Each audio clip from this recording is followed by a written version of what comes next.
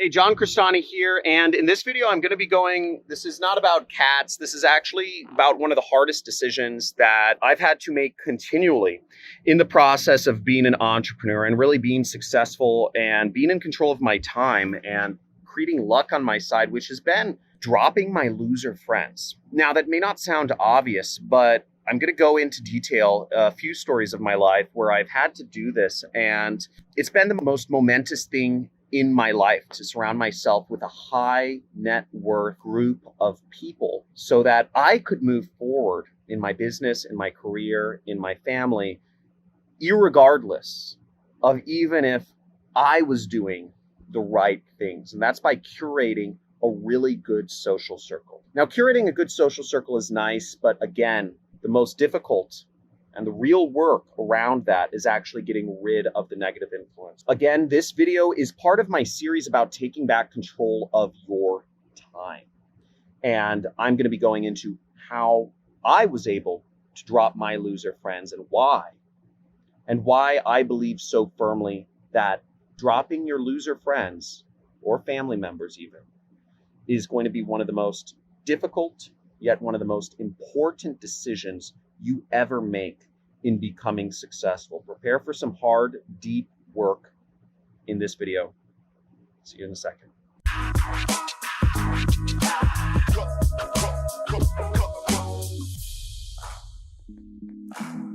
Hey, John here, and I like to sit out here and just look at the beautiful shadows across the Santa Monica Mountains sometimes at night. This is where I hang out and just kind of enjoy stuff. Sit out here, play with my daughter. Sometimes I jump from up here into the pool right there, all sorts of stuff. But the reason we're here is because I'm going to tell you a little bit about why dropping loser friends is so important. Now, to back up a little bit, I've been teaching folks, for 5 years now, and I've seen tens of thousands of students come through my courses, and most don't succeed. Some succeed on a stratospheric scale with the same exact content. Now, for me, it's been really fascinating why, given the same input, different people react different ways. And understanding that and kind of cross-referencing it with my own success, I believe is at the meat and the heart of education.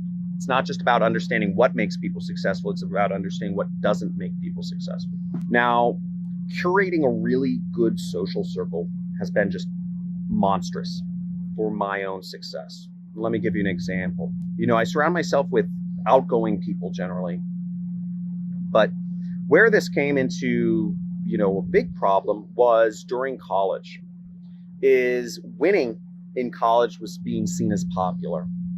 And unfortunately, not unfortunately, whatever, but I got caught up in kind of the fraternity, sorority scene in college. And really how important you were was determined by popularity, what parties you went to, who you were dating, all that sort of stuff. And also, in the fraternity sorority scene, there was a lot of drug use. And I got caught up in that a little bit. And I fell into a crowd of people basically who had rich parents. This is when I went to school at Southern Methodist University in Texas. Basically people with rich parents who did a lot of drugs. And that wasn't really helpful for getting ahead in life.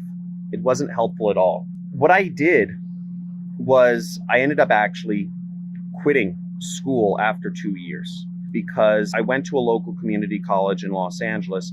But the problem was I saw that I was in a social scene that wasn't good. You can't continue improving in that life. The end goal of that game wasn't a good game, right? It's just go to more parties, whatever, get a job, get married, brown nose to the people at the top of the fraternity, to get a good job at a good firm or something. So I got out of that and I devoted myself to working and curating myself a better social circle. I stopped doing drugs for 6 months. I stopped doing anything. But the issue was that these were still the friend group that I'd curated over the last, 1.5 years before I stopped doing, any sort of substances. they were still people I knew. They were still people I saw every day. So I wanted to cut off myself from the possibility of falling back in with people that were negative influences on my life. And that's the issue with friends or acquaintances or family members, is you're stuck with them, usually for your entire life, whether, usually there's a lot of interwoven social dynamics that go on. So I needed to make a clean break. And what I did when I moved to Los Angeles was I started surrounding myself. I started going to meetups and events. You can't really do that right now, but I started going to as many meetups and events as I could because in my mind, I said, I'm going to surround myself with people who are making money on the internet. This is going to be my new social circle. And every single day, I would drive 2.5 hours away. I'd drive all the way to San Diego, which is very far. If you know Los Angeles and San Diego, it's very long way in traffic and it can be 3.5 hours. But I'd drive super far once I was done with my day job to meet people so I could surround myself with a social circle of folks that were moving, were ambitious, were making money online.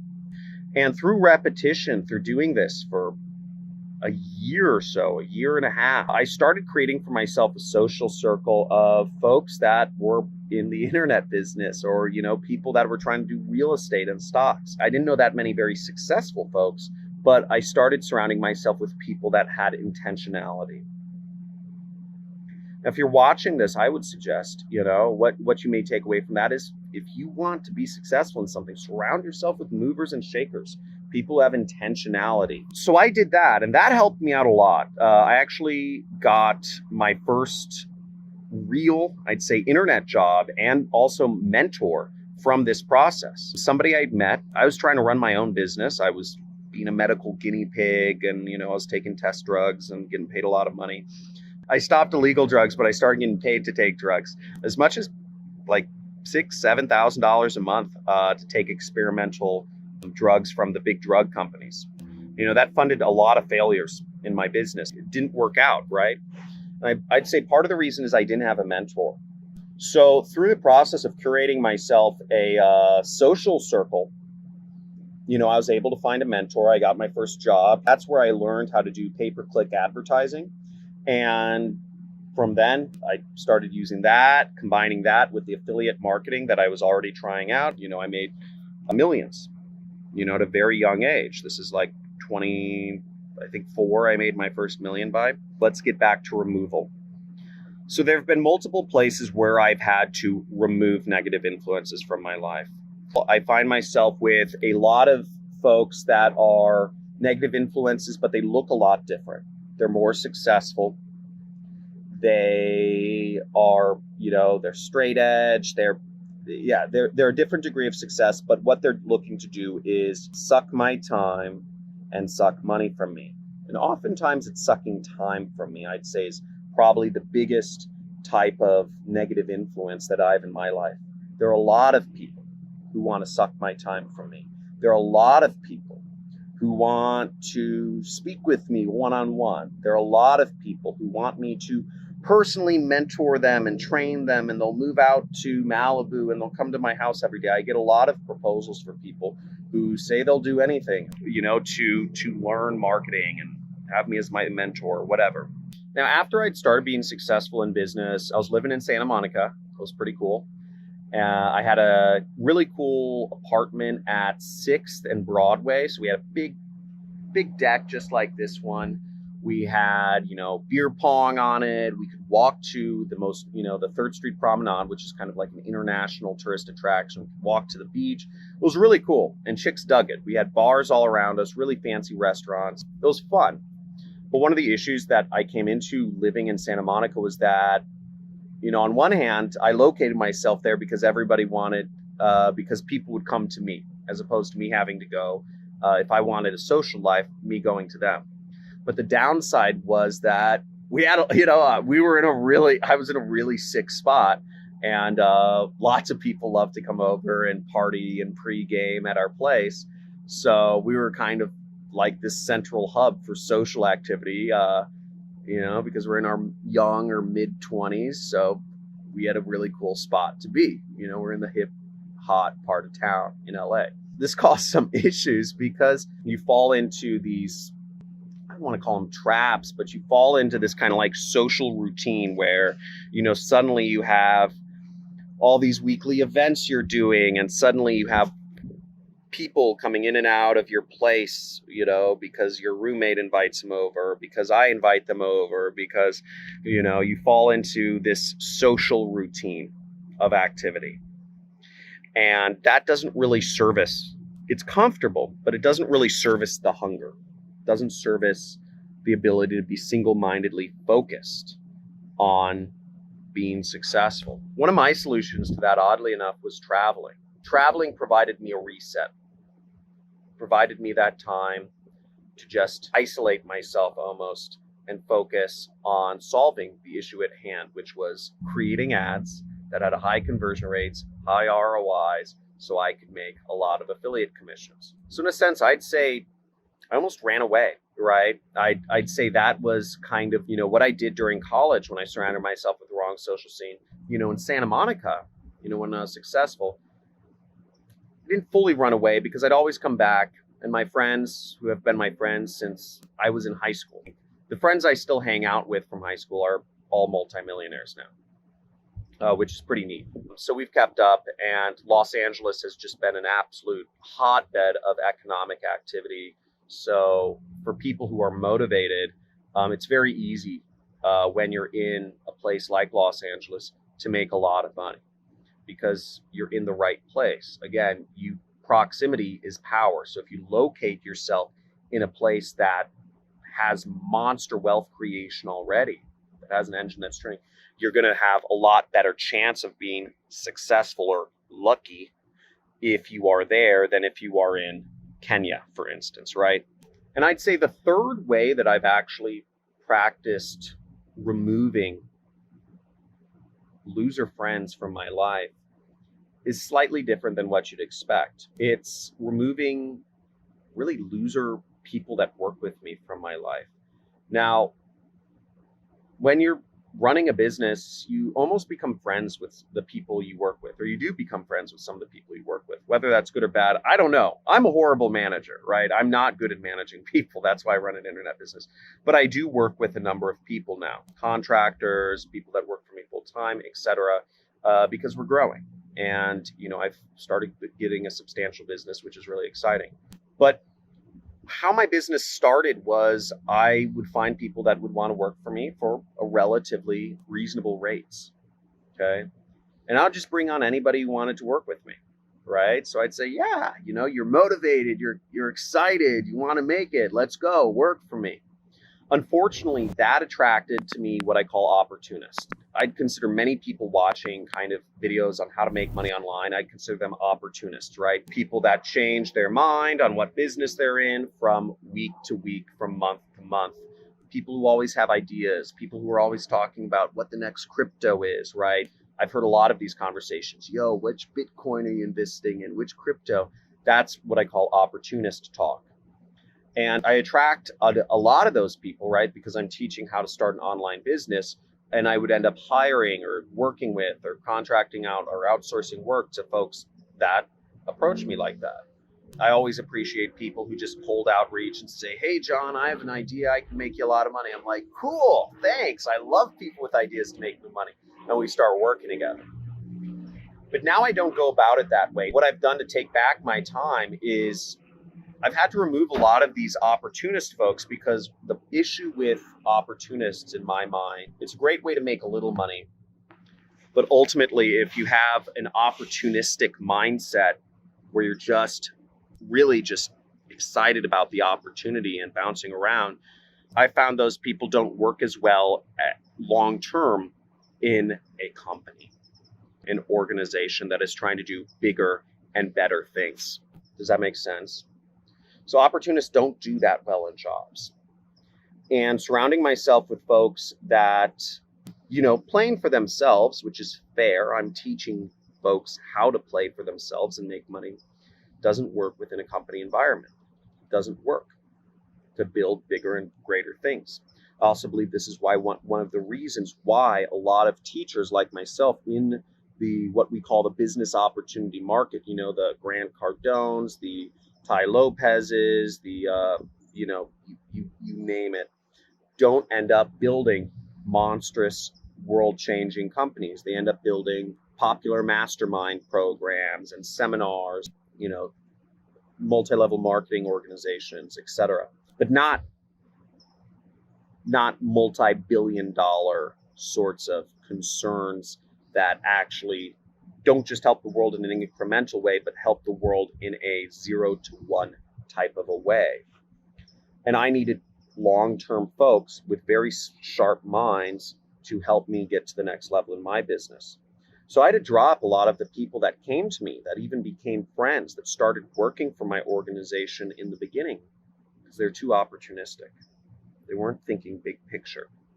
They didn't work well in organizations. They couldn't think about systems like that. That's been a very difficult process. That's been a very difficult process for me. It's been a sad process.